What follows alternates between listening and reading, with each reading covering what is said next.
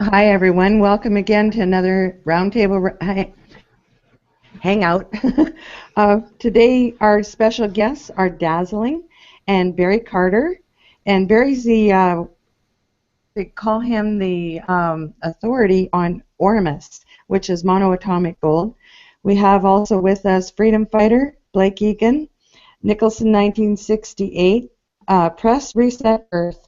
FPRN is hosting our guest, Barry Carter, because he doesn't like Google, and we really don't either, but we'll go with it. Red Pill Revolution, Brian Roberts is our producer for the Hangout, and up north of the 49th, that's me. I'm with you again tonight. FPRN is also running our radio station on the radio station live feed. So welcome, everybody. Hello. Hello. Hello. Hello. How's everybody doing this week?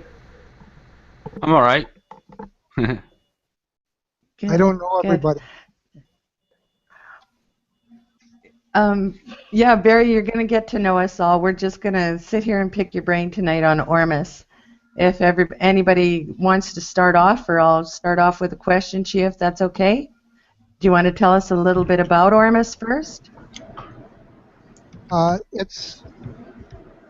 Am I coming through okay?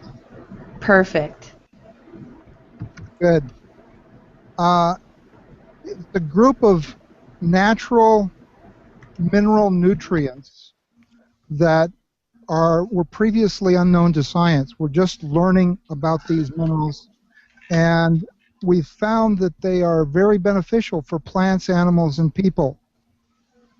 When we give them to plants, the plants grow twice as fast with half the water. When we give them to animals, animals grow faster, and one cat actually regrew a lost tail. And when we give them to people, people get into a brain coherent state that is associated with deep meditation and that sort of thing. Also, people have youthing effects. So they get younger, is what you're saying. It's a healing product. Do I call it a product? To be an essential mineral nutrients for everybody. Anytime food is harvested and shipped away from where it was harvested, we're removing these minerals from the soil. So if you replace them, you get incredible increases in growth and taste and beneficial effects of the food. If you consume the minerals yourself, because they're missing in most of our food, you're going to have benefits there as well. Okay. I'm only 65 years old, but people tell me I have the skin of a 30-year-old. Well, I don't have to give it back. If anybody wants to see what you look like, I did put your picture in the promo so that they'd have an idea. I didn't picture you to be 65 years old. That's amazing. It's an old picture, and I think I look a little younger than I did in that picture. It's all right. Tell us a little bit about the history of it. I know David Hudson was the one who basically discovered this what he referred to as being manna. Is that correct? Yes, and others have figured out ways to use the manna or to concentrate it from different sources. David Hudson was concentrating it from rocks and from his soil on his cotton farm in Arizona.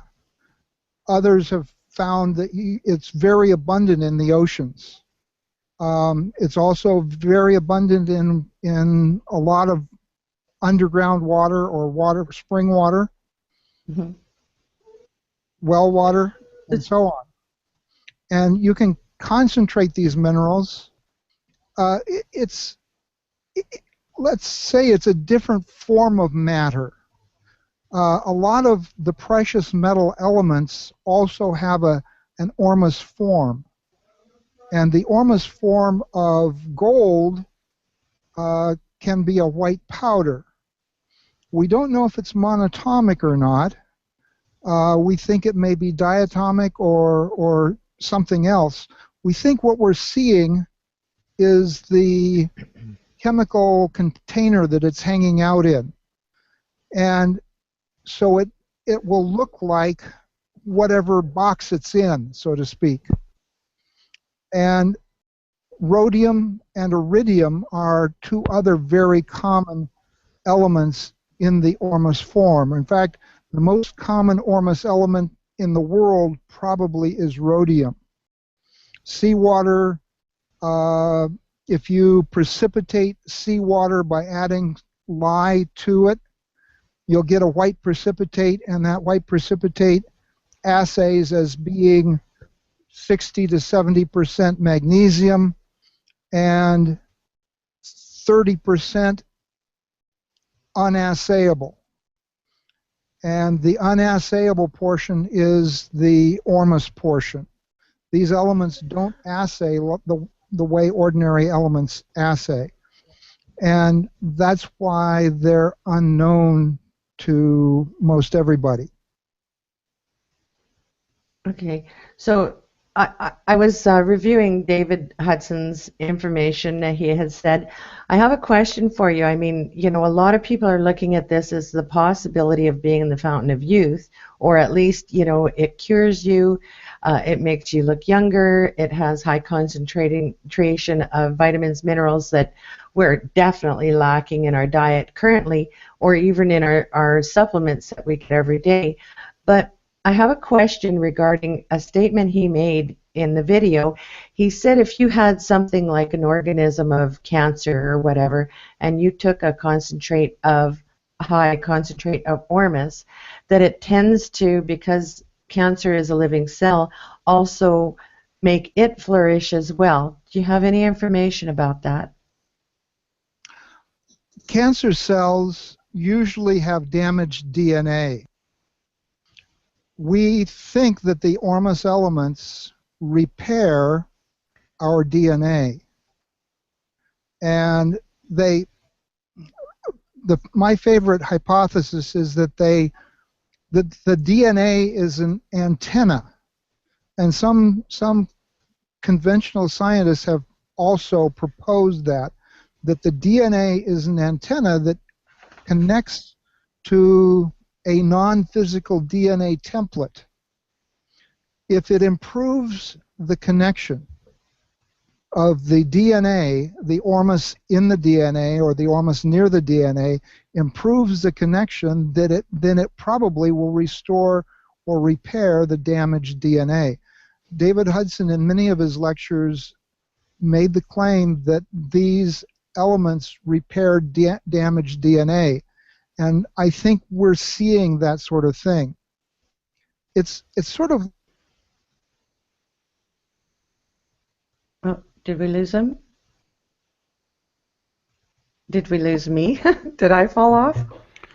No, I think we lost him. I think we lost him. So I did have a question. have you guys... Okay, let's see if we can get him back here. That's very interesting stuff, right? Definitely. Ormus. Well, I was looking at it kind of in the pretense that, you know, all this stuff that we talked about last week about these elites and their blood baths and their, you know, putting blood on their skin and all this. You know, this is something that repairs you from the inside out. And I was very interested in it just because it was basically outlined in the Bible, and you know, Moses was told to give it to his people on the route to look for the promised land. And I just wanted to kind of find a little bit more biblically and historically if there were any other evidence this works, or so. What are your guys' thoughts on this? Is it made of gold? Is that what it is? Yes. and Wow. minerals, and it's a product that comes out. It's actually called the seed of the Father because it's a white milky substance. You can't really get a grasp on it. It's a precipitate that sits in the bottom of a jar in a wash, like if you have water or a liquid. And they've also called it manna and the seed of the Father because it looks like semen. So it's a white milky substance. But yeah, I've also all heard the it. reports. I've also heard it referred Go to ahead, as Nicholson. modern day alchemy. Too. Um, the alchemy, the metal transmutation, that kind of thing. So it is very interesting. I hope we can get him back and ask him some more questions. Yeah, Do you have any idea what other minerals are in it?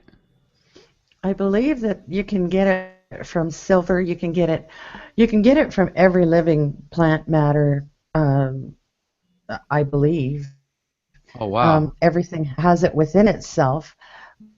But it depends on the concentrate. Like I know that you can get it from like olive oil, pure olive oil, um, sea salt. You know, every living matter has it. And I'm big into biodynamics for our garden, so these are putting minerals and solubles back into the garden that are required, and it rejuvenates like plants and tomatoes. And oh my gosh, I grow tomatoes like bigger than a slice of bread when you slice my tomatoes, because biodynamics works and it really does rejuvenate your soil. And it seems to be counteracting any of the aluminum precipitates that we're getting from the chemtrails. But I don't know. My garden does really well if we do biodynamics, and our gardens do really crappy if we don't. Yeah. So, So are we I was just creating? looking at the fact that you use this. I'm sorry. Pardon? I was going to say. So is Ormus Go ahead again. created? Is it created and manufactured, or I think. is it natural in the environment though? I don't think it is. It's created. It's correct. I mean, Well, it's taken out of it is created because you have to run it through a process, yeah, and like in alchemy. some regards, right, like alchemy. But is it, Exactly. to me, right, to me, but that's the question I'm asking too, is it any different than if you take like colloidal silver, because you're changing the molecules of the silver and utilizing it as an antibacterial in your system, right? Right. Hmm. Yes. Exactly, yeah. So to me, it's you know um, Moses spoke about it. Aaron said, he was the one who made it, was he not? Does anybody know the history biblically? Maybe Dazzling knows the history biblically as to how manna was, because I know Moses came down from the mountain. The calf was there. They melted it down and they made the seed of the Father manna and gave it to the people from the golden calf. Wow. And this is a substance that did the people, and they made it every day except on Saturday, I believe it was, or the day of rest, right? Yeah, Sabbath, right? Right, on the Sabbath. Yeah, that Yes. would originally be Saturday. Wow. Hey, well, I got a question for you. I'm completely Okay. ignorant to this Ormus stuff because I actually haven't done any research on it. But do you have any scriptures on it? Just for curiosity. Obviously, we're talking about Moses. I just want to read the scriptures and see how quick I can do some research on it. Mm. It was about when they left Egypt and they took the ark with them, and Okay. I suppose it would be. Oh, I I don't got them for you. know I got chapter. I got them for you. What's that? Okay. Exodus 16. I believe it's 1 through 36. Say that again. It broke up. Sorry, bud. Exodus chapter 16, verses Yep. 1 through 36. And the reason I know a little bit about this is here's the other one, Numbers chapter 11, 1-9, and it plays an important role in 9/11, and the significance of that number is part of this too. Numbers, chapter 11, verses 1 through 9. Those two will tell you a little bit around the surrounding of the creation of manna and how he provided it. Whoa. Right. Hey, that A- numbers. Wow, that's weird. Nothing. Go ahead. Sorry. No, I was interested in it because of the biblical scripture on it, and I wanted to know, like, although it's alchemy, I mean, would you say that, it's something that's beneficial to people because it was accepted or permitted by our Heavenly Father to do this? And if it's something natural, and regardless of how it comes about, you still get these things out of your foods and that, but you probably have to eat tons and tons of non-GMO foods. Is it permissible? I don't know. I just thought it's amazing stuff that they're talking about that it does. And I wanted to find out more about how we can find it or get it or make it but I have questions too. I'm skeptical. I'm back. Hi, Barry. Welcome back. Okay. I don't know if you've heard many of our Need questions. to answer your question? Mm-hmm. Well, It's okay. Go it's ahead. harder to avoid getting Ormus than it is to get it.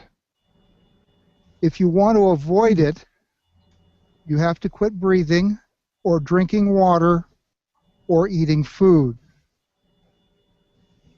Now, there are ways, however, to increase the amount of Ormus in your air, in your water, and in your food. And that seems to be what we're mainly working toward. And one really easy way to concentrate Ormus from sea salt is take a container, fill it half full of Celtic sea salt. That's sort of a damp gray sea salt you can get at natural food stores. Have you ever seen that? Yep. And fill a container half full of that sea salt, and the rest of the way with grapeseed oil. I like grapeseed oil because it absorbs into the skin easily. And you shake this stuff up, the salt and the oil. The salt will all drop to the bottom of the container, and let it sit for a few days. Shake it every day or so. Let it sit for a few days, and then you can use the oil off the top. You don't have to remove the salt or anything. You just dip a spoon or something in the oil and put it on your skin. And there are reports of people's skin having a youthening effect from taking that, from using that on their topically. I don't get chapped lips anymore, and I use that oil on my lips. My hands, even though I use chemical solvents a lot of times, I do some carpentry work and painting and things like that. I put this oil on, and my hands don't dry out and have problems. So and I think that the oil is what prevents that. So do you drink the Ormus, or like I hear a lot about no disrespect, the love and light people, I call them, a little more new agey, but they're very much into the Ormus and saying that they drink a lot of it or they consume a lot of it. I'm wondering, is there a danger to it or too much? The greatest danger is not getting it.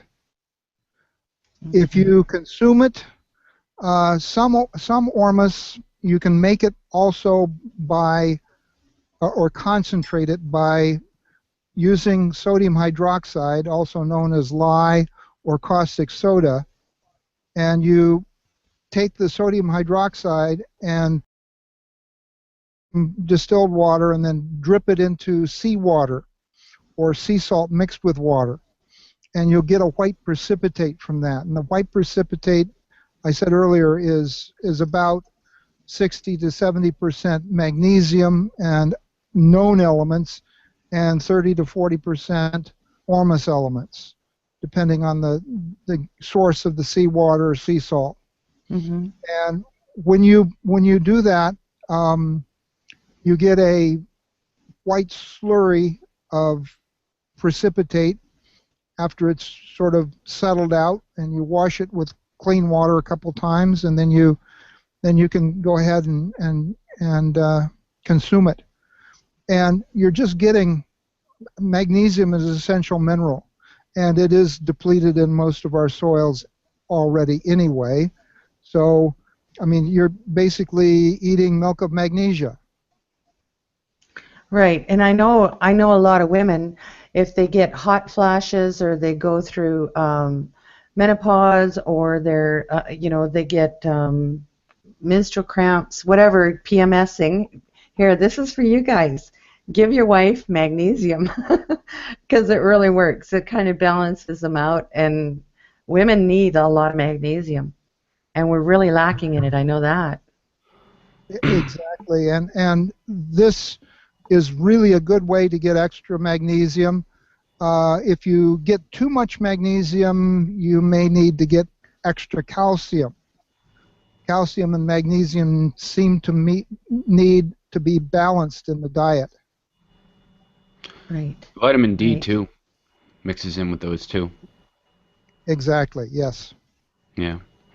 Right. It's also very beneficial if you exercise or work out. Magnesium is key to building muscle. That's something I learned throughout my life, and also fish oils and stuff like that. But when you ingest Ormus, do you usually do it like I'm assuming that when you talk about Ormus, it's a pure sort of cane form of it, right? It's like broken down to its purest form, or is it something that you can just get in anything and get enough of it doing that? Are you asking me a question? Yeah. I dropped off for a second. I don't know why. My computer, this is my laptop, and I don't use it very often. Oh no, that's all right. I just asked if do you have to ingest Ormus in a pure form, or can you just get it from natural foods without breaking it down to a pure pure substance? If you get natural foods that were grown where people dump their waste, and all of the waste has been recycled, then you're probably going to get enough Ormus. I don't think there are any places like that. Right. So basically, everything that is solubilized, everything that plants consume, everything that the minerals that plants bring in are solubilized from the soil. And the Ormus minerals are also solubilized. Well, these solubilized minerals more easily erode or wash into the sea. Plus, we harvest the food and take the food and flush it into the ocean, our wastes into the ocean. So all of these minerals basically get transported from where we grow our food out to the ocean where they feed the fish, but they don't help us very well. So the wet method that I described previously about taking lye and bringing the pH of seawater up to 10.78, that precipitates out the Ormus minerals, and you can put that on your soil, and then you'll have enough Ormus in your food. Okay, Food that. grown with those Ormus minerals tastes better. Okay, I, yeah, I'm, because biodynamically we do that. Red Delicious apples were actually delicious. Hmm. I remember when they didn't taste like cardboard. Hmm. The good old days. They do. Yeah, Yeah, because biodynamically we put lye onto our compost, which helps it warm up, and it gives it acetate to keep your pH balance right. It's really actually very, very beneficial for your soils. And all lye is your ash from your fires, and you exactly. stir it into water. Yeah, ash from fires needs to go back into our soils. You know, I remember when we used to burn the grass instead of mowing the grass in the springtime, and it would come out so beautiful and lush. And we don't do that anymore. Absolutely, yeah. There's a lot of things that we no longer do that we need to start doing again, or at least we need to start replacing the minerals that have been lost and flushed into the oceans. Hmm. And these Ormus minerals, because they're not very well known to modern science, they're really good examples of minerals that have been depleted, and nobody knows that they're depleted. Nobody even knows that they exist, or almost Right. nobody. Most Right. conventional agricultural people don't know. Now, when people take these minerals, there's one small scientific study that a gentleman, one of the Ormus providers, a guy named Thomas Geckler at CherokeeGold.net, Thomas makes magnetic traps. You can spin Ormus in a magnetic field, and it will retreat from the magnetic field. It levitates on the magnetic field. This caused David Hudson, who discovered these minerals, he caused him to postulate that they were superconductors. He also said that they don't conduct electricity per se, they just behave in some ways like superconductors. Well, if you spin water in a magnetic field, the Ormus portion of the water will go as far away from the magnetic field as it can go. It will try to get away from the magnetic field. I have some precipitate that I made several years ago, at maybe 4 years ago or so. It's under my kitchen, my dining room table, and it's right next to my kitchen counter. It's about 4 feet away from a little electric oven. It's not a microwave, it's just a little electric oven. And I use the oven maybe once a day, and the precipitate is in a plastic milk jug, sort of semi-transparent whitish plastic milk jug. And it's sloped away from the magnetic field that's generated by this little electric oven. In other words, it looks like it's trying to escape, to get as far as possible away from the electric oven. And yet we're surrounded by these fields. we I'm are sorry, Barry. Yeah. And one thing that we found is that if you want to convert the Ormus elements into their toxic metal counterparts, one good way is to dry them out on an electric burner. That can increase the amount of metal in your material thousandfold, thousands of times more than what was there. But it takes time. This is why cell phones, mobile phones, are probably not not as well known for harming your body as they will be in 10 years or 20 years. Right.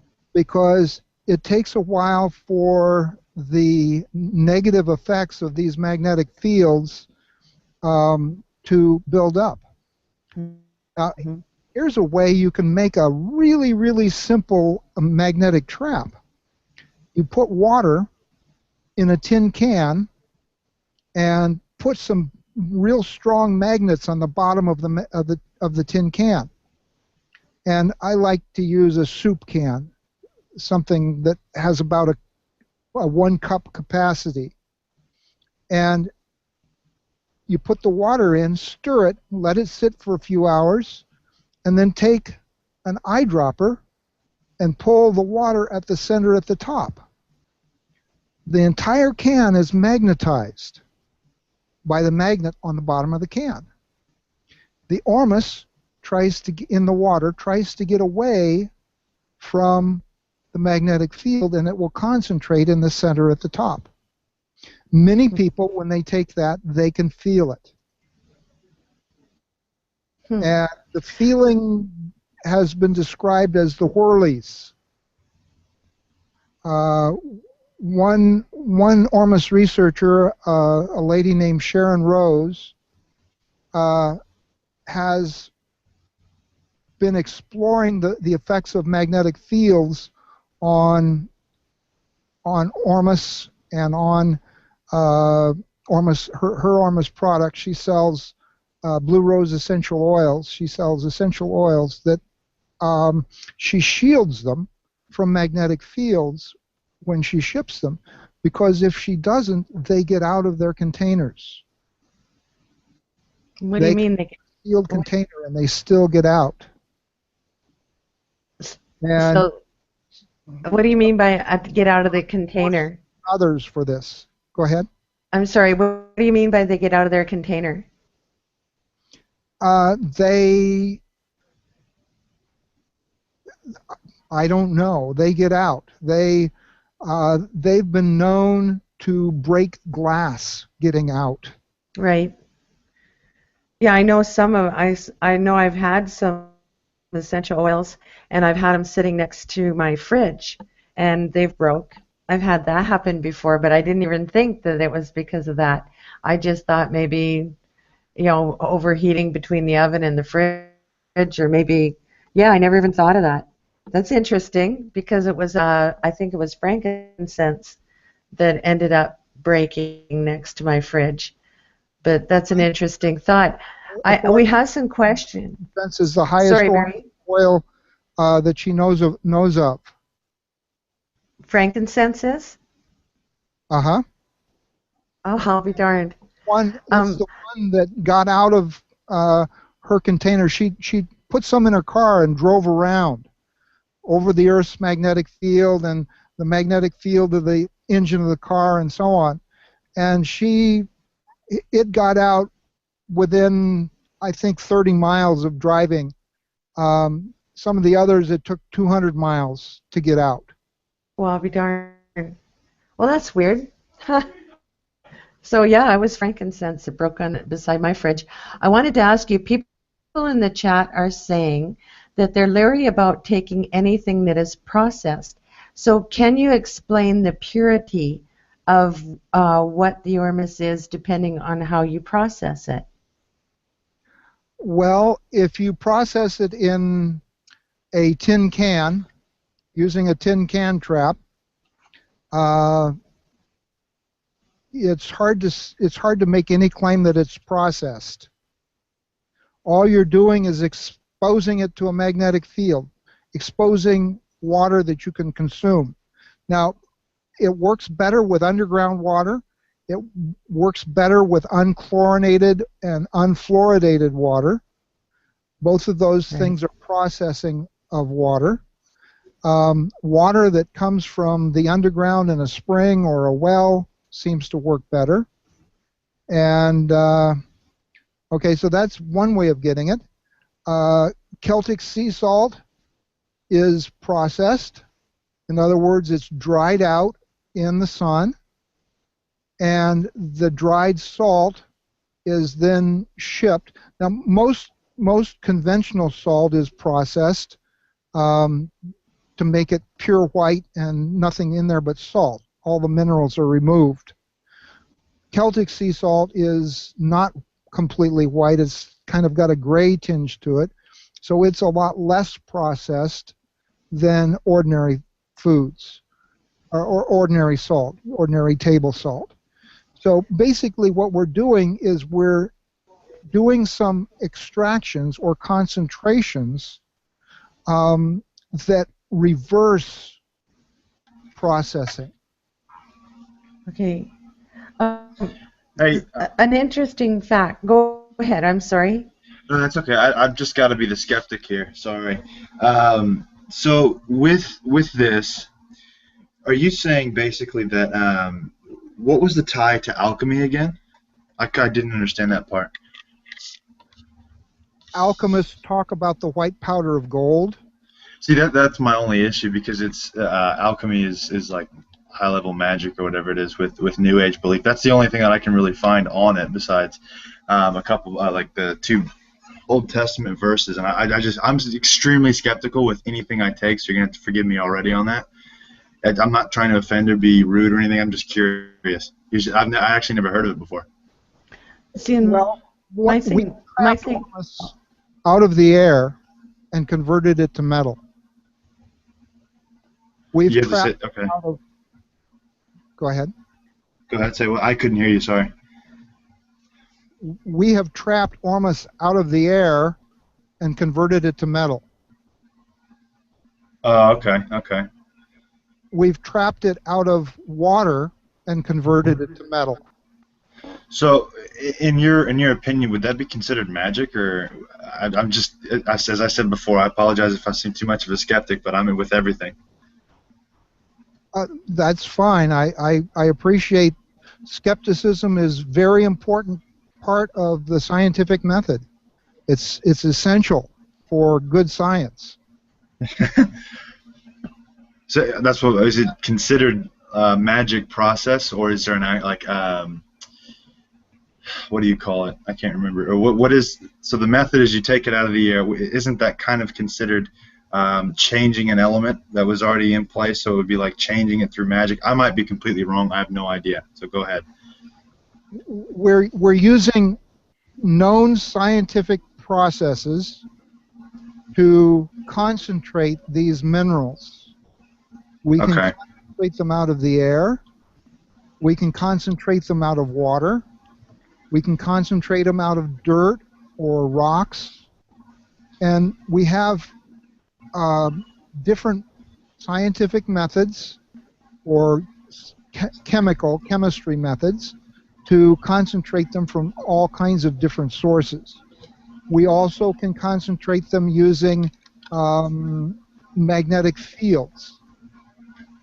And that is, alchemy is the basis of chemistry. Chemistry sort of grew out of alchemy. So then with that statement, I got to say this to you too. Since you said that, I'm reading off of Wikipedia because what of the definition of what alchemy is. It's a tradition which, yes, it is science, but it's also extremely high-level mythology and magic, and it's Hermes and all that stuff from ancient Egyptian times. So that you're speaking about this mineral, which would come from Egyptian knowledge as well as something with Moses, right? It's apparent that ancient people knew about these minerals. Right, right. Yeah, So according which ancient people? That's what, because as I said, that's what I wanted to figure out. well, according to what I read, if I can butt in here. According to what I've read, I heard that the Egyptians, Sumerians, Phoenicians, these ancient civilizations were familiar with this, quite familiar. So from that, are we going to? Also, people in ancient India and the Himalayas, prana. Yeah. So that was the question of the method. Is it from? Are we sure it's from God, or are we sure it's, or could it be from those ancient books, or from other religions? At least I'm talking from my perspective and from because I do everything faith-based. That's why I'm asking you these questions. Well, do you believe in the manna from heaven? Oh yeah, absolutely. Well, these materials match up very well with the description of the manna from heaven. They're nutrients that if you concentrate them from the air, they can be very, very beneficial and help you to get by with a lot less food. That's yeah. Can I interject here? Go ahead. This is Nicholson, 1968. I'm kind of coming from where Nate's coming from the spiritual side. My channel is to do with transhumanism in the future. Is from what I've been shown, the merging of tech or metal and human in the future. I can understand the makeup of this Ormus. I believe it was patented by David Hudson in 1988, correct? That's sort of correct. 88. Yeah, 88. Okay, there's 88. And it was in March. But some of his American patent was denied. He got patents other places in the world, and you can find his patents online. Right. And it was in March of 88. So there's 3. And Trident 3. Anyway, where I'm going with this is, why is Ormus not more mainstream, I guess, and is, from a spiritual standpoint where I'm coming from, I have found that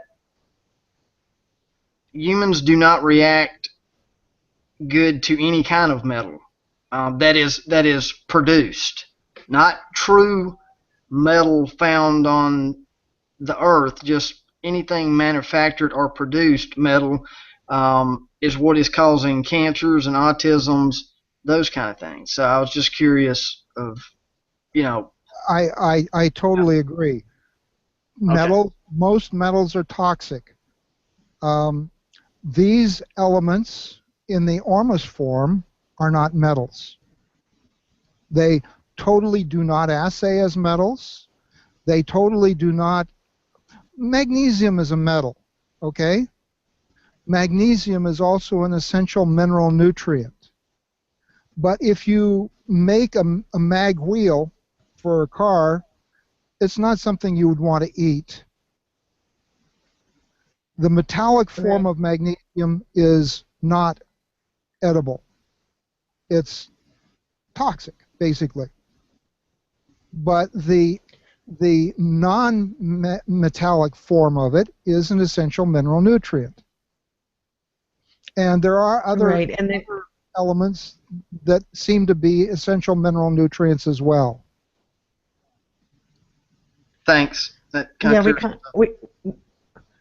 My understanding of it is that the minerals, I mean, these are things that we need naturally that are in our food, and it seems like they're processing everything out of the natural foods with, like, your peppers. You notice your peppers when you cut them open now, they don't have seeds, they have like little babies in them. Those are GMO peppers.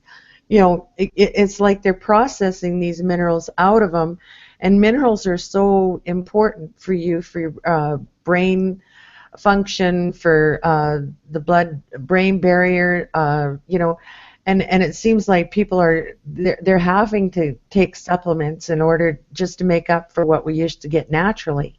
So this was my thing, is I'm wondering, is alchemy actually alchemy as what we're looking at it with this Ormus stuff, because if I take my lavender and I distill it down into an essential oil, is that alchemy? I don't know. Well, Is that not In changing? all sense of the science, yes, it is alchemy. Alchemy is the art of taking something and transforming it from one state to another. That's all it really is. The breaking down of an object to rebuild it in another form. That is alchemy. was it alchemy when Moses burned the golden calf and ground Absolutely. the resulting thing into a powder Yes. and put it on the water and fed it to the children of Israel? Yes. Right. Well, yeah, because you're changing a thing, but Burned gold it's just, and made it into a white edible powder. Hey, I gotta say something real quick. Correct me if I'm wrong. So you said Moses did it, but I didn't think Moses did. I thought God did. That's why the process from man would be alchemy, and then the process from God would be just completely natural. Well, the Bible says Moses burned the golden calf. Right. I thought he put it in the ark. I thought there was something about the ark, that the ark did it, was it not? Yes, he put the manna in the ark. Now, that's one really good way. Something like the ark is a really good way to charge the manna, to make it more energetic and more effective for consumption. And Ormus people have done things like that. You know, the ark allegedly carried the people who were supposed to be carrying it. It levitated. And the case was made that it was due to the Ormus that was being stored inside the ark. Like the precipitate that is sloping away from the magnetic field in my kitchen. Right. It's well, my understanding was field of the earth. Sorry. My understanding is that this Ormus, when you go to put your hand, because you have a magnetic field around you, you go to put your hand near it, it repels away from you.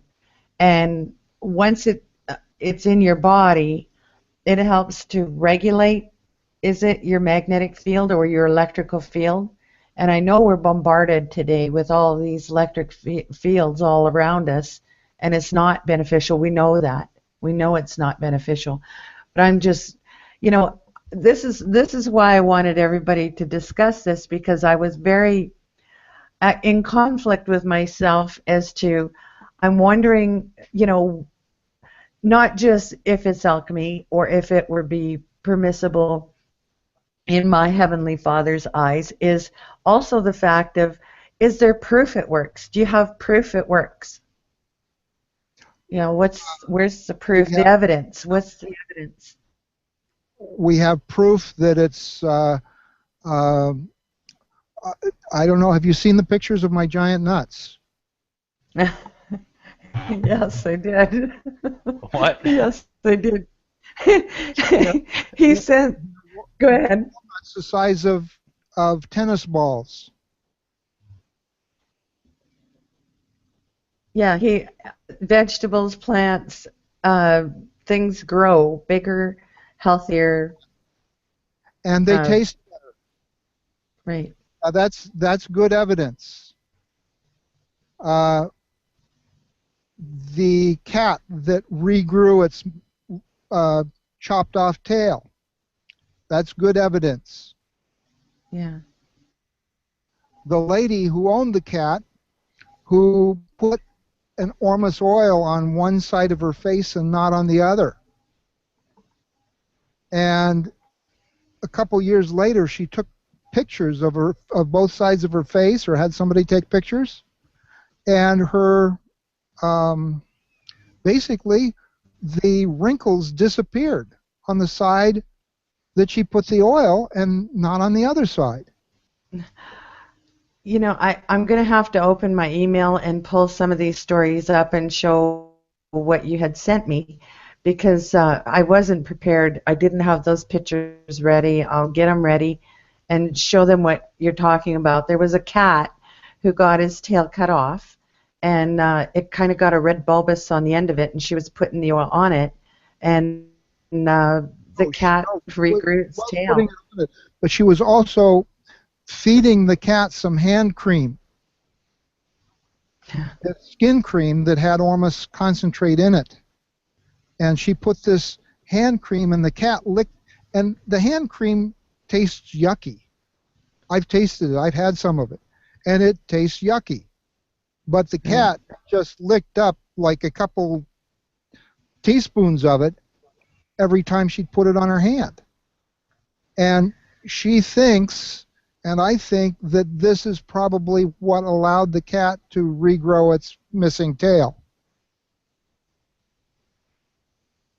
Now that's good evidence. But I haven't chopped any of my cat's tails off to check it. Right, right. I'm just looking through my list of emails that you sent me, and you sent me some pictures. I guess I'm the skeptic. I kind of go, okay, but you know, are these pictures before of the cat, or are they, you know, I don't know. But it would be amazing. The pictures that I took when I was visiting her, she lived in North Carolina, and I was doing a presentation in her area about Ormus, and so I stayed at her place, and she cooperated while I did a video of her feeding the cat the yucky tasting hand cream, and also in the video is a picture of the cat's tail as it was about 3/4 regrown. Mm-hmm.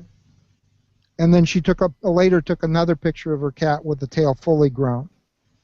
Okay, I got a plethora, a lot of email from you. So which email would it be, and what would have been? Is it a specific website I can go to and show them these pictures while we're talking to you? Probably not. Okay, I'm just looking through them all, and which picture, the cat picture. subtlenergies.com/ormus/tw/tuts TUTS hyphen That's the cat. TALE Okay. .htm.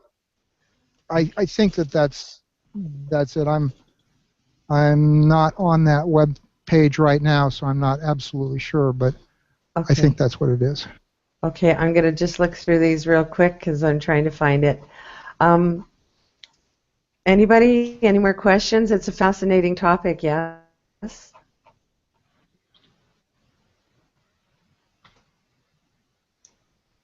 Anybody? There's no hyphen, I think, in the... Oh. Okay, I'm looking for it. Tail. Did I drop off? Yes, PAIL.htm. Okay. Tuts. Tail. Wow. Yeah, it's not showing up. I'm going to have to go through the emails. No, I got to go through the emails and take a look. Yeah, go ahead. Anybody got any other questions about it? Thank you for your time, man. Coming on. You bet. It's an amazing subject. I'm beside myself because I don't know, like there's a lot of different people that have brought up the subject of it, and I just wanted to kind of find out both ends of the story as to what it does or what it could do, or well, I didn't. The best evidence, there's the best evidence is there's some scientific studies that were done on plants, and then there's Tut's tail regrowing, some scientific studies that were done on animals, other animals, chickens and mice and things like that, and some scientific studies that were associated with brain coherence, where people drank trap water and went into a brain coherent state. Brain coherence is associated with deep prayer, deep meditation, and that sort of thing. See, and yeah, I'm not a meditator. I just say my prayers, but I don't know. It's a spiritual thing with me that I just don't want to lose myself. It's the way I am. Right. I don't know how anybody else thinks You about pray, meditation and that. your mind and your fears. Hmm. Yeah. Well, that's the same thing as meditation. Right. Right. I used to meditate often, but I don't much anymore. I just don't have the time or the patience. Hey, sorry about that. Google kicked me off. A mantra, a patience mantra. I want patience and I want it now. Yeah. Yeah. Oh no, I It's learned like- to quit. I honestly learned to quit praying for patience because then he really starts to test me, hey? So I don't pray for patience anymore. No. Is it like that J.G. Wentworth commercial that I've seen before? That's funny. Yeah. Apparently you only got that, but it's okay. Hey, I don't know what happened. Google kicked me out. That's okay. They kick out a lot of people, man. You're Oh, okay. Because Means it actually doing shut off something my right. computer and then turned it back on and then shut it back off again. Yeah. Consider it an honor if they kick you off. You're doing some damage. Yeah. Doing something That's the best way to be, baby. right. Yeah. Well, hang on. I was. What were we talking about? Because I was going to say something else, but I forgot what I was going to say. Well, The cat's tail, the Ormus, it's used for a meditation tool also, right? Yes, or prayer, if you want to call it prayer or meditation, either way. So how would you use it as a meditation or prayer tool? Just consume it. Your brain goes into a brain coherent state. it's a Brain spiritual. coherence associated with deep prayer or deep meditation. It's basically Yeah. Actually, I want to interject something real quick because I got a friend who is actually, I forget the word he uses, but it's borderline monk, but he's not related to the monks. It's just that's how much prayer he does. And there's also that, but it's also when you said you go into, what was the word you used? I'm sorry, I didn't hear it. Brain coherent. Brain That's- coherence. So would you say that was something with the subconscious? There we go. Yes. So say if somebody was so that helps with prayer and meditation. So say if they took that, would that be able to help somebody be basically almost like on a sedative? So for programming words, that's why I'm asking. Brain coherence at all. What this does is it puts you in a calm, a state of calm unity, and calm unity builds community. Right. I got an issue with that. I'm sorry because it's too new agey for me, honestly. But I think what he's referring to is the your brain waves going from a beta state to an alpha state, and it's just a state that your brain goes into when you're really focused on something, and sometimes you can get into that state in meditation or prayer.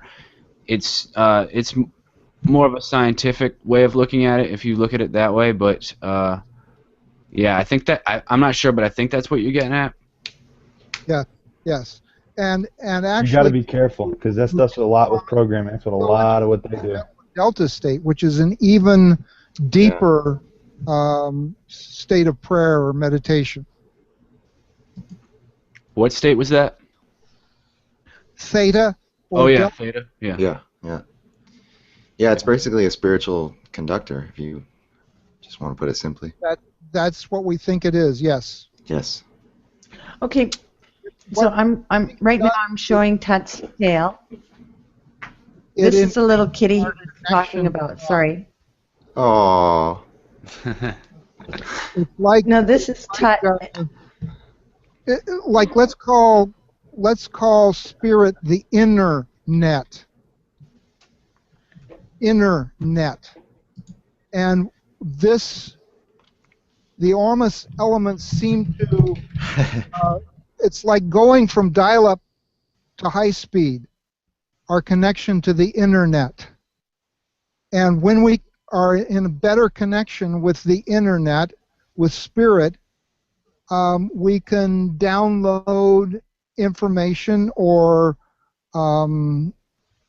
help good things more quickly. We can also download yucky things more quickly. Right. But yeah, you have more access to stuff. Right. Yeah. So you still have to learn how to focus your attention on good things rather than on bad things. It doesn't prevent you from thinking of bad things, but it does give you feedback on what you're thinking of. So it's like if you're standing on the edge of the Grand Canyon, you shout, "I love you," and a minute later somebody says, "I love you," think somebody out there loves you. Or you say, "I hate you," and a minute later you hear somebody saying, "I hate you," and you get scared because somebody out there hates you. But if it overlaps, "I love you, I love you. I hate you, I hate you." So you got to be careful, because if you take this Ormus state of meditation or prayer or whatever, if you start having those negative thoughts, do you think it may have an amplifying effect? But also, if you have good thoughts, it'll have an amplifying effect on those as well. So it's a double-edged sword. You got to be careful, right? That's the other thing I was going to say as well, because it could be a. However, the feedback is helpful. That's a really good question, because David Hudson said that he's going to make angels and he's going to make demons from this. And that was really an interesting point, because I wondered, what did he mean by that? Was it a state of mind? If you're wicked or you're mean, will you be meaner? If you're good and you're true, or does it heighten that personality you are? What we do has consequences. And I agree. if we focus on yucky stuff, we get more yucky stuff. It doesn't feel good. Mm-hmm. It doesn't feel good. It doesn't feel good when bad things happen to us. And, you know, bad things are different for different people, but I really like it when I get nothing but green lights when I'm going to the natural food store. Me too. Yeah. And that feels good. And when I'm in a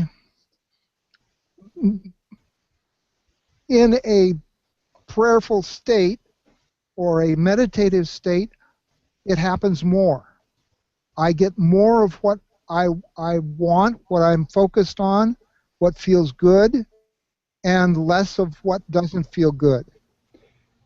And the feedback, if something bad happens, there's feedback. I say, "Oh, I did that by focusing on something yucky."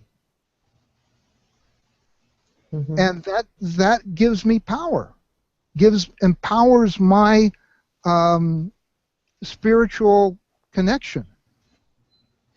Are you talking about the?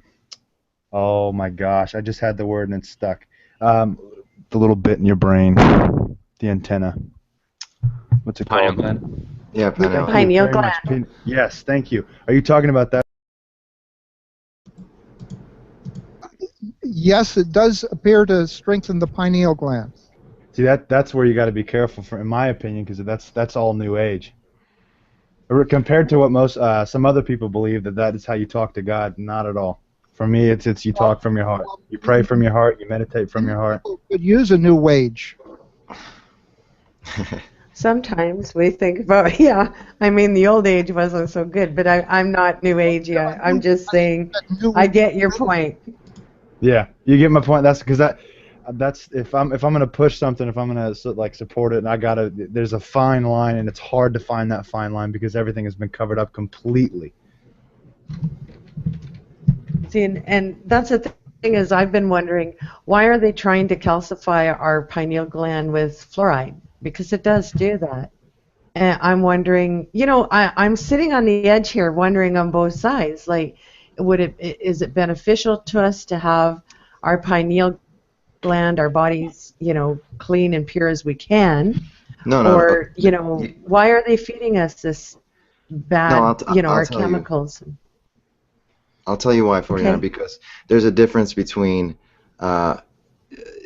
approaching prayer a certain way, using your pineal gland, or coming from that, than having it cleaned, or and in a healthy state. There's a difference there, and that's what Nate was alluding to. Okay. You know what I Thank you, mean? So yeah, there's that difference, yeah, and it's a conflict with many people, of course, and within these groups of people. So obviously, yes, there's a that's why many people wouldn't agree with it, but.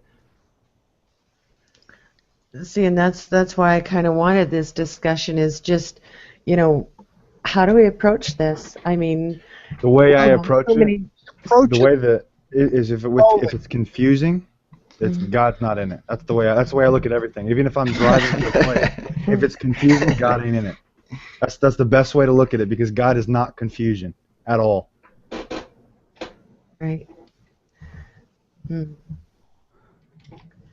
Yeah, I don't know. I don't know what to. I get that.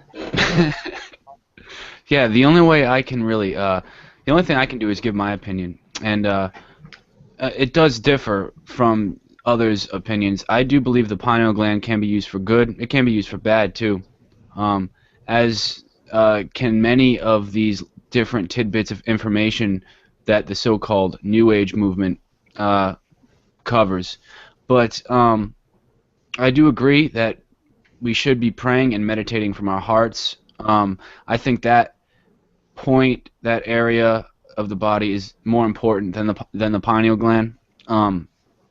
So, I think this pineal gland stuff is a little bit hyped. I think people should be focusing more on the heart, and because it's so important. That's why I think the heart actually produces the most electromagnetic energy.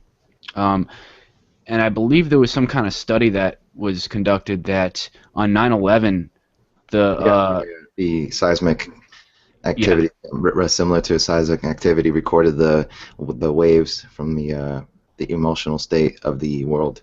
Yeah, because of the heart, the rhythm of the heart of everybody on the planet sort of changed on that day, so it was able to record. There was fluctuations on that day. So that's interesting. One thing, men should not wear any heart-shaped object on their chest. Okay? Why? Because there's always the danger that a woman will come and say, "Do you have a heart-on for me?" Oh. On that note. Yes, on that note, 49. On that note. That's a good way. Just thank you so much. It's important. Oh my goodness! I heard that joke for the first time yesterday, which is really funny. Synchronicity. So for the first time, that good. Synchronicity is something that happens more and more when you consume Ormus. You get into the right place at the right time. Things just line up for you. And that's an indicator of the benefit of it. Right. Okay.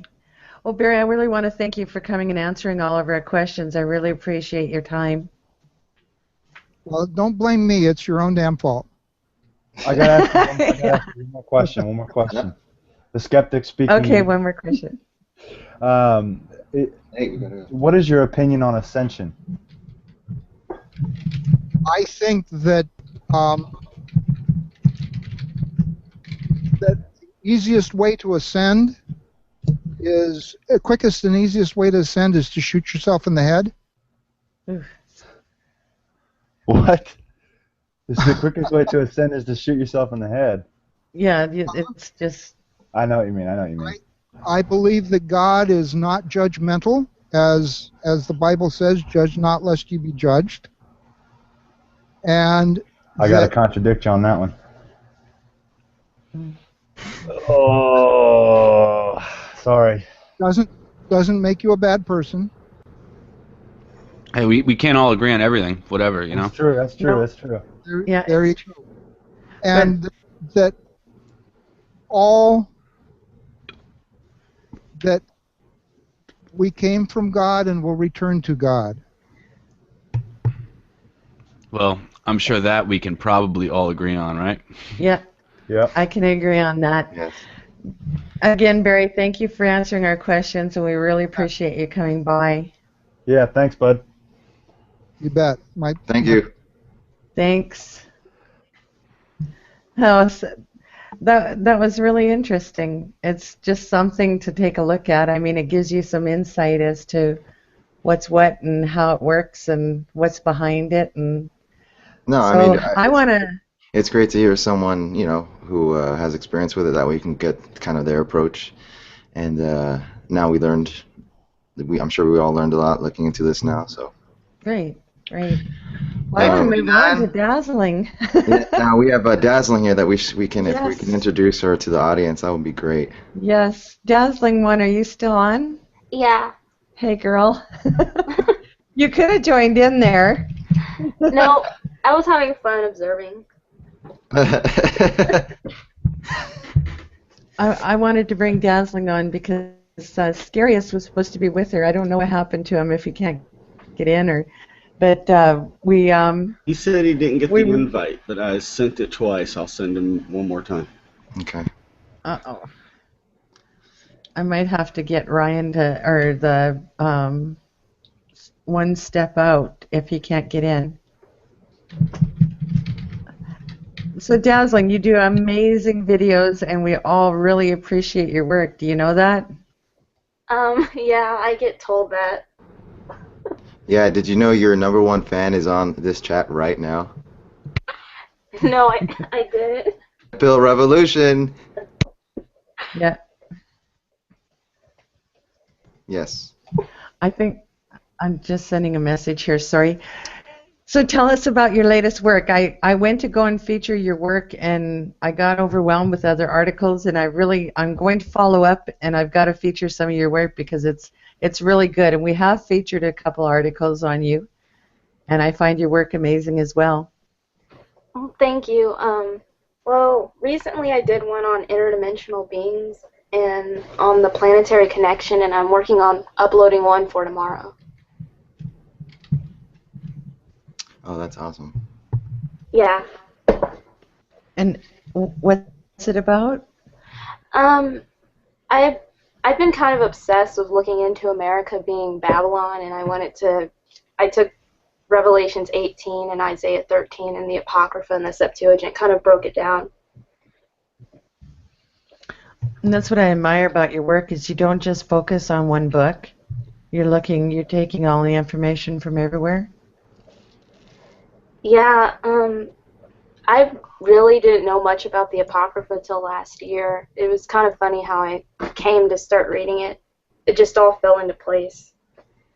But it makes the Bible make a lot more sense, and it shows me how much I didn't learn in church, or what was taken out of it. So. Mm-hmm. I love it. Mm-hmm.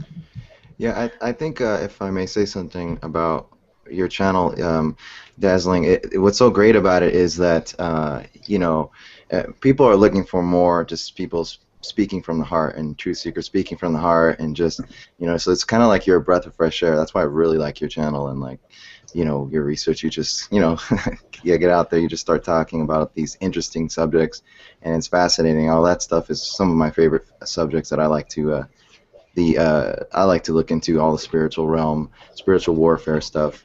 And so yeah, again, thanks for your work, for your research, and sharing all that with us.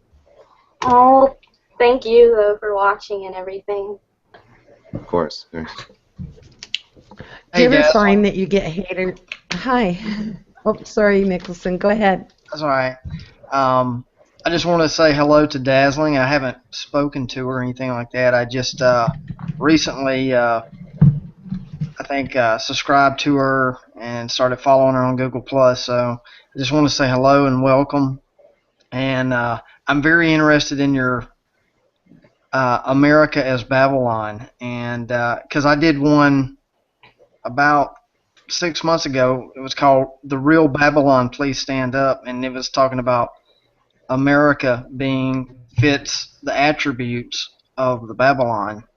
So I'm curious to see it too. So and keep your head up, because I'm telling you, when you start pushing the envelope like you're doing, and your great video, you will get some people coming after you. So keep your head up and contact any of us in this chat room if you need some help or whatever you need. So keep doing what you're doing. Yeah, I remember when I first started making videos about 4 months ago. When I first started getting haters, I was like a little bit caught off guard. So don't let that get you down. At first I was like, why are people hating? It makes you it makes you think twice about what you're doing. Like, am I doing the right thing? But you just have to expect the haters. I got over it pretty quick, but you got to expect that. So, and the more haters you get, it means that you're going somewhere and you're getting exposure. So that's a good thing in the end. So It is. I feel that there's more people that are religious that come out against and speak the loudest, even more than atheists or New Agers, which I expected more of to begin with. yeah, Yeah. there's some truth in that. And I actually, to my pleasant surprise, I haven't had many religious people hating on me, so to speak. And I do talk about some New Age topics from time to time. I'm not like a super New Ager or anything, but I've gone into astrology and stuff like that, and I really haven't gotten much of that, but it does happen. So just keep doing what you're doing, and speak from the heart, and don't let other people's opinions get to you. That's all I can say, really. Definitely. I was going to say, do you get a lot of haters because you just don't focus on the King James Bible? Yes, Do you people. get Yeah, people have written to me telling me that I'm not using enough scriptures, or angels and humans can't cohabit, and a lot of people criticize the amount of demonic attacks that I talk about, because they just don't understand how you can be a follower of Christ but yet have demonic attacks happening. I have plenty of people that write to me like that all the time. Right. Well, I find it interesting. Like, Enter has been doing a lot of information on demons, and out of the Apocrypha and out of various other books. And he gets attacked a lot just because of the fact that he's not just sticking to one book. And I mean, if there were only one book, I suppose they would have burnt all the rest. So we have to take our information from all sorts of sources. I agree, definitely. Yeah, I really liked your. I'm sorry.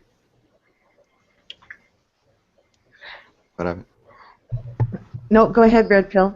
Yes. Okay. I was gonna say I really enjoyed Dazzling your your videos on when you mentioned portals, and recently you got into Saturn. So thanks for that. That's really pretty cool. I hope you can get more into that. And I remember you mentioned about portals that you thought that mirrors was a way to one of the ways that portals work. Yes. And yeah. No, I was gonna say that I'm writing a book. It's work of fiction, and I kind of go into the portal thing in the mirrors. But Yeah. Oh, that's awesome. Well, no, I was gonna say your intuition there is spot on. I mean, if you thought that mirrors, it's exactly what it is because it's just like that's the whole Alice through the Looking Glass theme. It is absolutely a way for portals to work, or symbolically, if not literally, if not, Yeah. So definitely. So that's awesome that you covered that. Yeah, Hey, I'm sorry. Red Pill, I'm actually very interested and very, uh, how do I say it, amped up, I guess, about your upcoming video about that stuff. Do you have a time frame about when that will come out? Couple weeks. Couple weeks. I'm collaborating right now with some other Saturn researchers. One notably Round Saturn's Eye. So, been in communication with him. Yeah, if you guys are familiar, you could definitely subscribe to Round Saturn's Eye. Teach you on the Saturn subject if you want to learn all that. About Saturn, isn't the day of opposition on the 16th or 17th or something? I'm not sure. If I'm right, it's on the 16th, the same day as Operation American Spring. Yes. I'll have to Okay, so look that's that the day up. to watch. Oh, I'll have to look Yes. in. I'm not sure. Is that? Yeah. Yes, and there's something else happening is Operation American Spring. Apparently there's a Occupy movement rally going on, and there's a couple other rallies at the same time, and it all seems to be culminating on Washington, D.C. So I See, don't this know is what gonna be you a guys problem. I think so. That's what I think, yeah. It's gonna When be a is big this problem. occurring? The 16th, you said? On Friday, I believe. Oh, wow. And that's in D.C.? Yep. There's supposed to be a lot of people going to that? From my knowledge and the people I've talked to, I would say it's not going to be the number they're expecting, but it'll be more than what we would guess. Because I know at least 5 people on my channel have at least said that they're going. Which typically, when I say something about a movement going on, no one says anything because no one's going. So 5 people on my channel, I equate that to quite a bit, and then also from personal friends who've said that they're trying to go as well. And it's supposed to be a lot, but who knows? And I've got a couple other Army guys who are saying, "Don't go, do not go." Right. Yeah, it's I was definitely. actually going to cover it. I Well, was going to go and Terry, cover it. yeah, Terry, our girl here in the back end, she's got a lot of information about that into the political part of it, and I was hoping to get her into the call that she could tell us a little bit more about the whole operation of who's involved in it. But yeah, I just I don't know. It's a scary proposition, I think. It's a colored revolution, and it's questionable. Agent provocateurs. Yeah, definitely. Hope I'd you go Sure, guys a down can there. black show it's ready. bloc. Yeah, Yeah, I'd go Black down there, Bloc. but I don't know. See, I have work that day too, but I don't know what it's all about really. Like, what are what are they standing in solidarity for exactly? Are you talking about for Operation? For the American Spring, whatever, on the 16th. To my opinion and what from I've heard is basically they're going to go down there and take over, and they're not leaving until Obama, Congress, and everybody gets out of office. Which, as we know about the NDAA and stuff, that's not going to end well. And because of the planning and time, yeah, they're going to have their people there too. And Sounds according like, to law, you can't carry guns, but the police can. yeah. So I mean, I know people that've got their guns already in their camps, but that's kind of dumb because you can't run faster than bullets. So please be smart. If you're gonna, I'm just speaking to the audience with that one. But if you're one of the Sandy Hook kids, you can see the bullets whiz by. That's right. That's right. You So can just slow it down with just your mind. note That's that new age stuff. Wow. Sorry. Yeah, definitely. I mean, and whenever you have these events, whenever you have, Occupy Wall Street, these similar events, I mean, they're going to be provocatored, or they have a high probability of being provocatored and steered. So you got to be careful always. And judging by the leader of the group, who is actually a Satanist, and 49's got a lot of information on that. Oh, there you and so go. does yeah. There you go. Yeah, he's legitimate Satanist. Like this is a complete setup. Oh, There you well, go. the head general guy, one of them, I believe it's, geez, I wish I had Terry here. She's better on the names. But the one general, he was arming Syria. And yeah, he said he was a Satanist. The other one, he was the head for the Waco. Waco, yeah. Yep. So Yeah. if that sounds good for to go, then I would go ahead and go.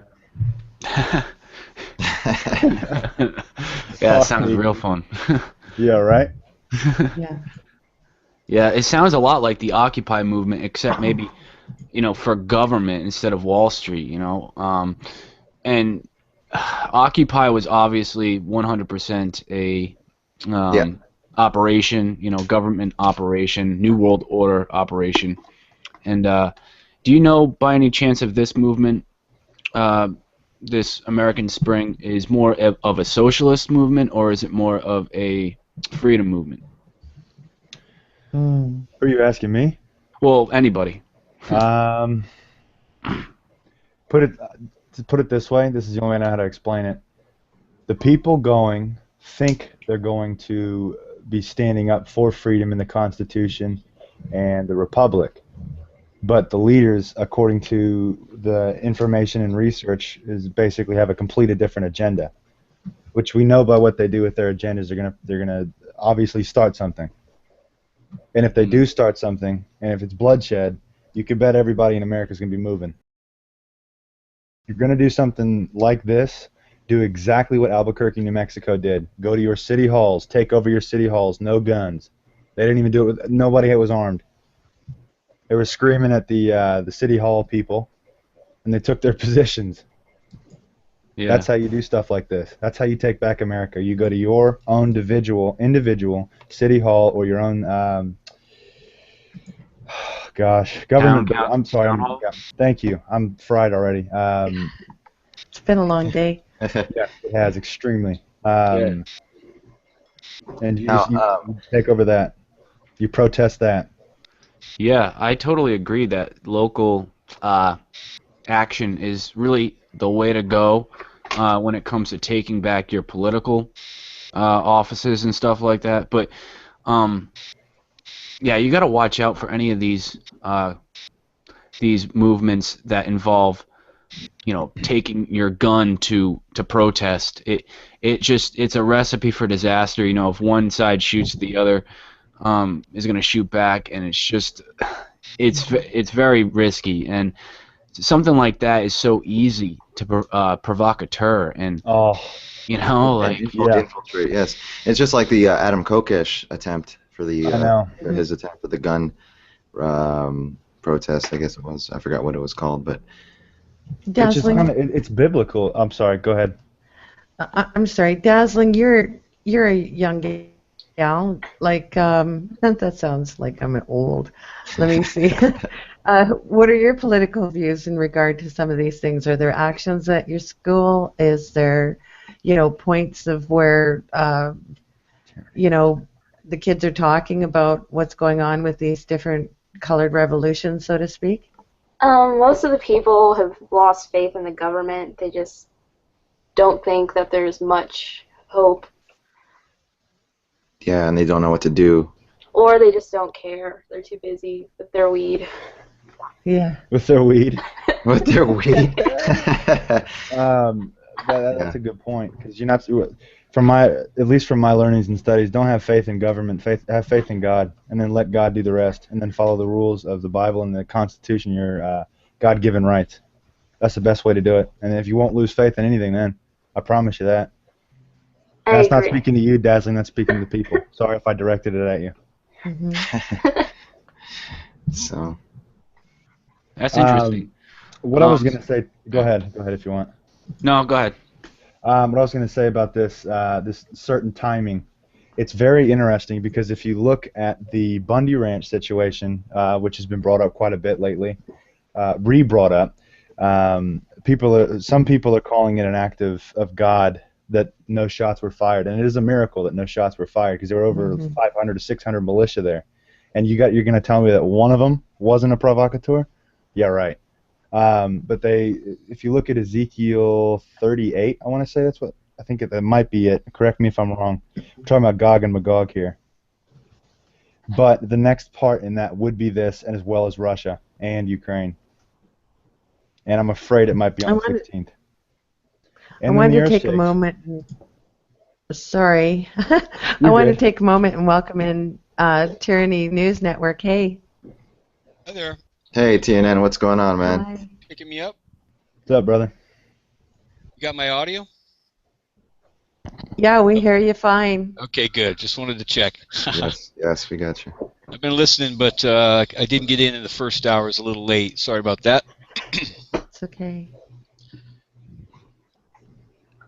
So did you guys get over to? Did you guys get over to talk about this David Hudson guy and his Ormus experience? Did that ever come up? The cotton farmer? Yes. Yeah, we had a lengthy talk on it. I figured, and that's my extent. That's pretty much the extent of my. I followed that guy's story and read as much as I could about it because I was fascinated by it, and that was just amazing. So of course, Ormus, as I understand it, when people talk about it, it sounds like they're talking about something you can obtain somewhere. You can go get it. And as far as I think if you ask David, himself about it, he would probably say, well, it's more rare than that. It's not something you could just go buy or order in a catalog or something. But I don't know. Maybe you guys have. So is it something that you can actually get somehow? You'd have to make it or draw it from minerals or vegetable or from dirt and gold and. Sure. It's minerals. Yeah. Oh, everybody, he was messaging me in the back. He was very fascinated by this discussion. QK was also in the back going, this is really an interesting conversation. Yeah. Yes. Yep, definitely got that way, didn't it? I think we might have uncovered that it's a little new agey. And by a little, I mean a lot. I'm sure it is. It's up to you guys. Obviously, it's your own personal opinion. No, I agree. I agree. Look, I think we've identified, why there would be skepticism on it, and so definitely. Yeah. Well, I agree, but I'm also wondering, I'm still wondering about the fact why they're pulling out so many of these minerals and natural supplements out of our food. And go ahead. No, go ahead.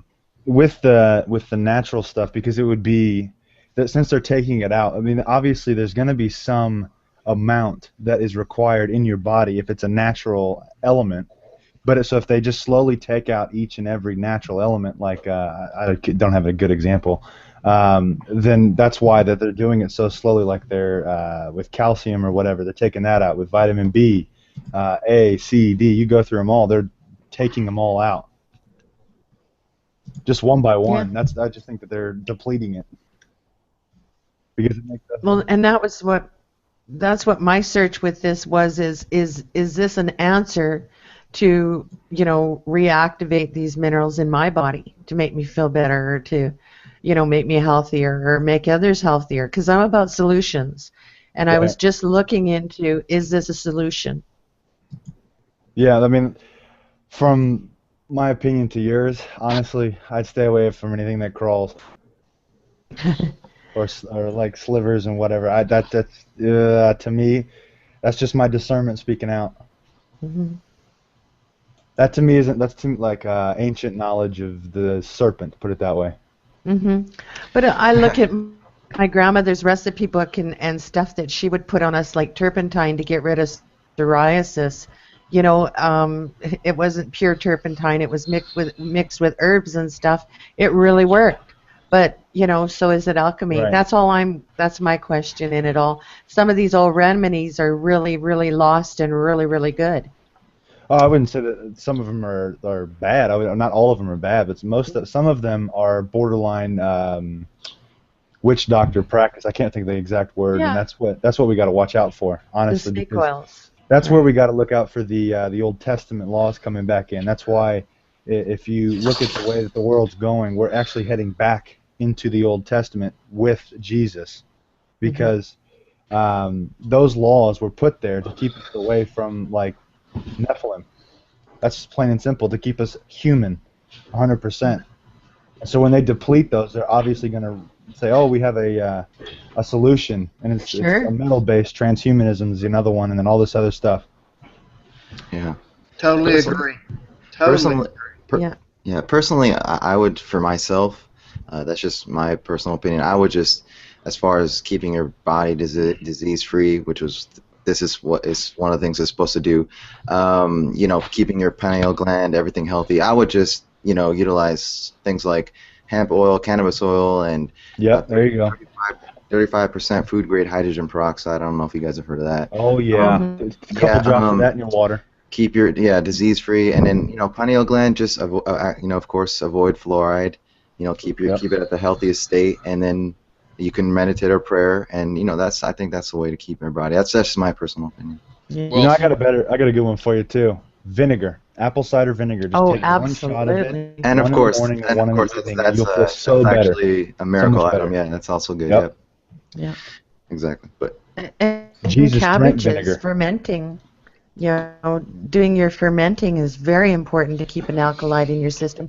I have to tell you guys something. My dad served in Vietnam, and he had a hole in his mask, and he had been exposed to Agent Orange, and he had a big black thing growing on the side of his face. And I read an old recipe, and what it was is dandelion root, and you don't wash it, you break it down, and you dry it, and you put it into a powder form, and then you eat it. And I put it into capsules for him. And in less than 6 months, that candida or whatever it was, that big hunk of thing on the side of his face that he hated, is gone. It's gone. He has pink, new, beautiful skin from turning his body into an alkali. There you go. Wow. I swear. Wow. I mean, he's amazed. He's been fighting with this and cutting it off his face for years. It's gone. It just fell off. So from and drinking, there's other vinegar. I'm sorry, or it was just dandelion root. Oh, I took dandelion root, dried it. Yeah, we pounded it with a hammer in a frying pan, and I put it into capsules, and he ate it. Took it every day, 4 capsules a day, and in less than, I think it was 4 months, I would say, less than 6, it was gone off his body, done. There you go. Yeah. So. Yeah. Dazzling, what do you think about this, Ormus? You didn't have much to say. I'm sure she agrees with what. It's pretty interesting. I think it's borderline alchemy. Right. Yeah. Eating gold for perfection. I don't know what to say about it. I mean, I like the ideal of natural remedies and going away from manufactured and medicine and things like that, but I don't know. I don't want to get into magic. I don't know what to say. Right. Yeah. Well, That's true.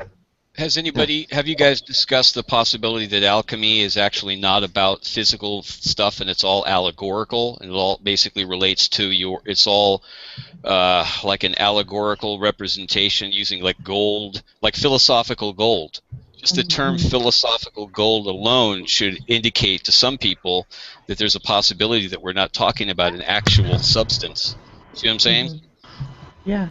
There are entire passages, there are entire diatribes written that are just absolutely beautiful allegorical representations of other things.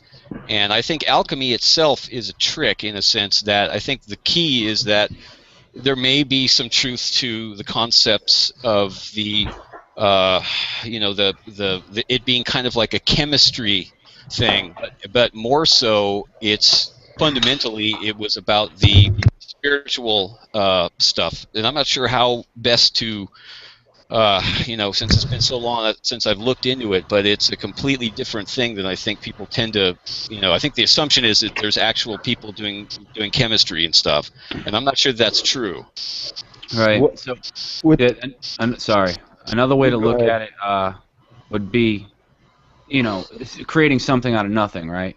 You can't. And a lot of the ancient myths of alchemy relate to turning iron or whatever into gold and or making something out of nothing. No, lead was the main thing. Lead, right. Yeah. Lead. Hi, Aaron. Hey, so Oh, hi. Blue State Radio. Hi, 49. How you doing? Good. So Yeah, with this would alchemy, be for sure. it relates to Hermes, right? Yeah, You can Hermes. find it Yeah. in Hermes. Hermes is basically the messenger of Satan. Yeah, it's Hermetic medicine. Yeah, it delves into Gnosticism. So Yeah, that's the line we got. The goal is longevity, eternal life. isn't that falls right in line with transhumanism? Is all about? Thank you. No, it's more in Transhumanism is longevity. Well, yeah, but it's life, not. like It's seeking not long turning life. people into nanobots or anything. It's Yeah. Right.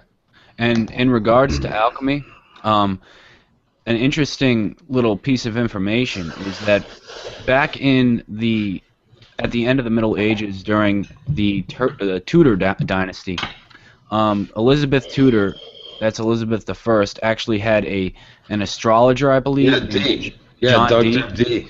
Yeah, and John Dee actually claimed that he was in touch with spiritual entities that were telling him about alchemy, and not how to do it, but what the future of alchemy would be. And these entities supposedly told him that first, before you can turn energy into matter, or basically make something out of nothing, you first have to turn matter into energy. And that's what is going to happen first on this planet with humanity. And what's turning matter into energy? That's the nuclear bomb, right? Right. So the entities told him that would happen before we turn energy into matter, vice versa.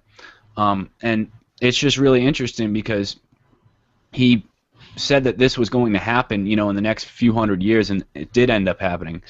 And what is it raises the question: what is going to happen that will relate to the vice versa, turning energy into matter? What is that all about, and when will that occur? So, that's an interesting point. Yes. yeah.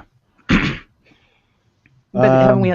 It seems we've done all this before. Again, there's that again. Oh, yeah, The Ark of the Covenant. Nothing all new. Of it, Nothing new under the sun. Yeah. You're right. Hey, actually, I was wondering if we could talk about the latest psyops of the Bring Back Our Girls, and if you guys have heard of the Conchita Wurst Phoenix Lady Beard psyop. Yeah. If we can talk about that, I'd really appreciate it. Conchita Wurst. Yeah, that's a pussy sausage. Yeah. Hey, go to hey, up north. Yes. Can you go to the? I'm going to send you a link. Can you pull that up? Because there's another sighting of a demon, and it's Baphomet. Oh my God! I want to talk about that too, if that's okay. Sure, if you want. What's happening with her? What's the psyop with her, with the cube and all that, or further than that? There's an intrigue going on with her. Yeah, it's a total psyop. Or if I can stop laughing, I could explain it, but Kishi, yeah. So what's it about, Red Pill? Well, apparently this lady, she won the European Song Contest. I think it is really big in Europe. Right. If you see, obviously it was set up for her to win, for it to win. I think I'll say it's an it. Yes. It was set up for it to win because it went even more viral. If you look up Conchita Wurst YouTube, tens of millions of views each video and all this stuff, and it's covered by all the mainstream. So it was set up for her to win. So this is everywhere. This kind of a shock factor. Yeah, that stuff for show there was supremely satanic. But the agenda goes right in line with the androgynous kind of, it goes right in line with the whole destruction of the family unit. Well, that's what we're doing is we're mixing all the races, and we're encouraging them to have sex with each other, and we're promoting homosexuality and lesbianism and all this stuff, and that's all cool and everything, but they use it to degenerate our society and make rules to hire so many gays in the government. You know what I mean? For instance, Disgusting. and they're not really screened in terms of their morale or whatever. You know, it's just because they're gay that they're in there. You know, honestly, I'm surprised Michelle Obama didn't come out and hold another sign with the with this "it" up, because she's a man too.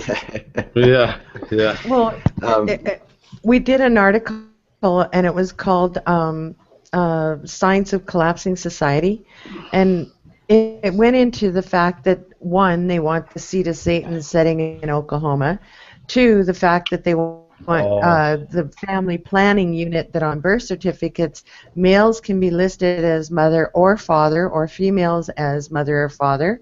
And yeah, this whole Conchita thing, and you know, in television, in everything we're looking at. Look at the baseball guys who went and gave each other a kiss the other day after he got picked for the lineup. The one guy goes and tweets, you know, that's disgusting, and he gets a $10,000 fine, and now he has to go to a sensitivity camp. And I'm gonna make a prediction here. I got something for you. Yeah, we're gonna start hearing a lot about these camps. Yeah, this is all Orwellian. This is exactly the dystopian society. This is what I can't stress enough. If people cannot see that you're sending somebody to a re-education camp, yes, that we are not already Germany. Sounds like revolutions. It is exactly oh, like wait, that's an earshot of Bible. Whoa, you need to go to a re-education camp, sir. Yeah. What Aaron's talking about, the Revolution TV show on NBC about post-blackout world, it also features re-education camps, and also it goes into swallowing or nano controlling your body. Yeah, man, that's incredible. We're talking about nano, and it's all like the lines are blurred. Like it's like a question throughout the whole thing. Is this really God they're connected? Yeah, it's like a nano god inside your body. Nanotechnology. Is it really God? Is this a good thing or a bad thing? And so that's what those Google barges are for. Yeah. Interesting, right? Yep. I'm showing this Conchita person. Yeah, it's all mentioned that statue of Baphomet in Oklahoma. A couple days ago, I think it was, there was also a sighting of Baphomet in Kentucky, Pope Lick, Kentucky. Pope. Notice that word. No. Pope Lick. There's an actual picture of it. Pope Lick too. Yeah. That's the other one. Good. It's always a play. It's always. Do you guys see Jonathan Kleck's latest video on the Vatican and all that, and the way it was the red carpet coming out of the beast was a tongue, and it all harkened me back to Miley Cyrus. Yeah. I don't know if it's weird. the tongue, all that, the whole image of the tongue out, it invokes Kali. Yeah. You know, Kali, Shiva, Sawyer. That's all that, but yeah. Yeah. Oh, we did the look at the screen, That's what people do when they drown. Revelation at the end.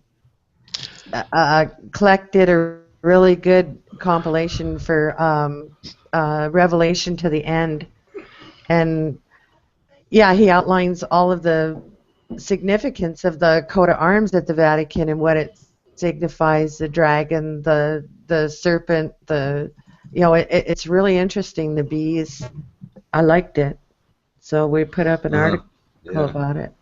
Not enough people talk about the Vatican. Definitely.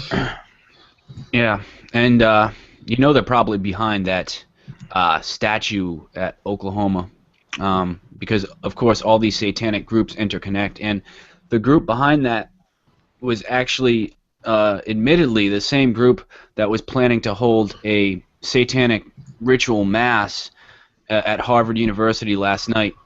And I was going to go cover it, but it's a good thing I didn't, because they ended up canceling it a few hours before too, because it just caused so much public uproar.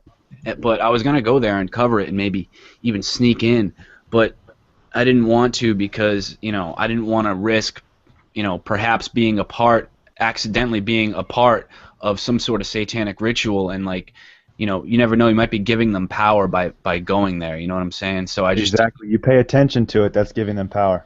Right. My philosophy is the Lord will protect you wherever you go. Oh no, that's not the. I didn't mean it like that. I meant like when you go, you empower the entity. You're obviously, if you're right with God, you're protected and you've done your prayer and stuff. Yeah, But yeah. you still empower the demon by going there, and especially Mhm. if you're righteous with God, then oops, Mhm. yeah. Be Yeah. careful when you do that stuff. Except for the problem Yeah. is No. wherever we step now, it's becoming a ritual. Even studying it, researching it, your heart could go into the dark. Walk on the wild side. Yep, Right. you got to be careful. Laws of the land and laws of the jungle. We've got a few more minutes here. How about a last say about bring back our girls? It's a total. Okay, what's that about? Bring back our girls. The Well, 300 it was girls 300 kidnapped. girls, yeah, that were supposedly kidnapped, and they ran off with them, and now they're Hillary Clinton and all of them are holding up their signs of bring back our girls. Well, it's really interesting to me. This is all about them getting back into Africa. It's another Connie 2012 all over again. Yeah, exactly. Yes, it's a total hoax distraction for the masses. Actually, I was going to say if it isn't a hoax and they actually were taken, then they're going to be used for satanic rituals. That's the only other thing that I could actually think that they'd be taken for. Mm-hmm. And of course, paying jihad and Islamists. Yeah. Oh yeah. Well, I really can't see that these 300 Nigerian girls held up, English signs. That doesn't meld with my mind.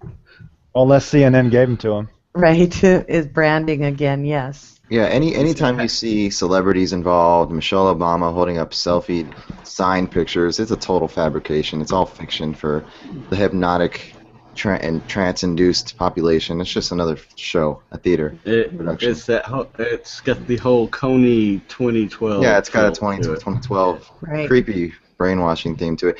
And when you see again the celebrities involved, it's just it's a setup from the top up. Everything on TV that comes from them is all psyop, all of it. Yep. Bring back our girls. Everyone's hashtag. Yeah. Even Piers Morgan tweeting. Yeah. Bring back our girls. Yeah. You know what? Black magic. Yeah. It's creepy the way everybody's stuck in their iPods. I think the bus and like half the bus is like fiddling around with their iPods. Yeah. Yeah. I wish Anonymous would have pulled the plug on the media and hacked the media, turned it off. I think they could have done it. I don't know why they wouldn't have, unless they were a psyop or they were part of the. Here's all you need to know. Here's all you need the initials. For Vendetta. The initials of Bring Back Our Girls. BG. If you flip that G around, you have 666. Just by looking, just an observation from a distance. Oh, speaking of 666, I wanted to tell you that this Conchita did a interview, and she made a big point about saying, or she, I don't even know what to call it. I'm sorry, that's yeah. Anyway, it said that its birthday is on the 6th of November, 1988. Oh. Now turn that one around. 6/11 or 9/11/88. Yeah. Well, yeah. Well, the whole performance. If you look at her performance and the Phoenix, her song, she sang the song "Phoenix Rising." That's all the embodiment of, the symbolic representation of the phoenix, the New World Order burning, rising out of the ashes, which she actually says literally, rising out of the ashes, but reborn. It's just symbolic of the New World Order. That's all that is. You know what bothers me about what you just said, Red Pill, is you referred to that person as her the whole way through. Why? Yeah. Why? Exactly. See? He can't help it. He can't help it. You see, from a distance, you see what appears to be a woman. What appears to be a woman with a beard, but it still looks like a girl, kind of. And it confuses you. It's very confusing. But his judge isn't even female. That I know of. I had to work with one of those. Yeah, I thought it was a woman with a kind of painted beard on it. It isn't really a beard, was it? It looks like a Photoshop beard, but it's a real beard. But I thought it was some kind of makeup or something to make her look like she, but it's really a woman. But right at the beginning of the interview, it was really interesting to me that they absolutely had to make the point of when the birthday was, when she was born, and what year. It was very. Ooh, look at the V in the background. Are you guys seeing my screen? Oh yeah.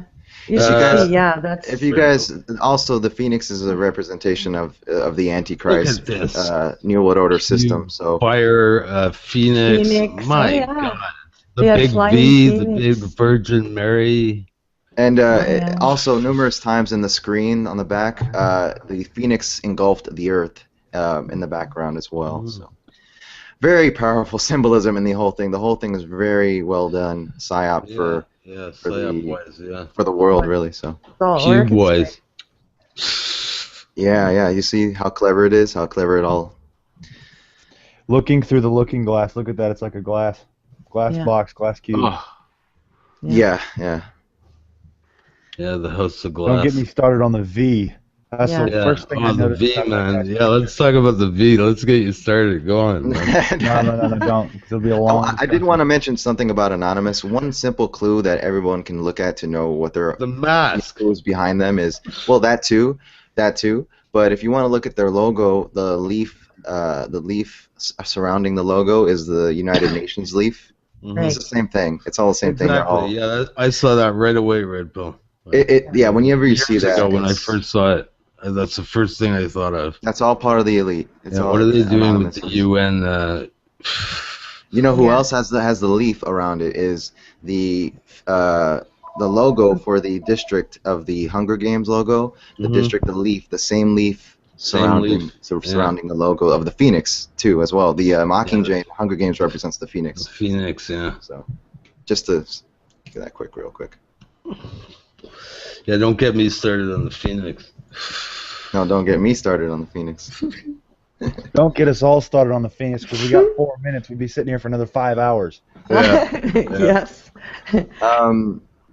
Yeah, show Well, my if you screen. have ice cream.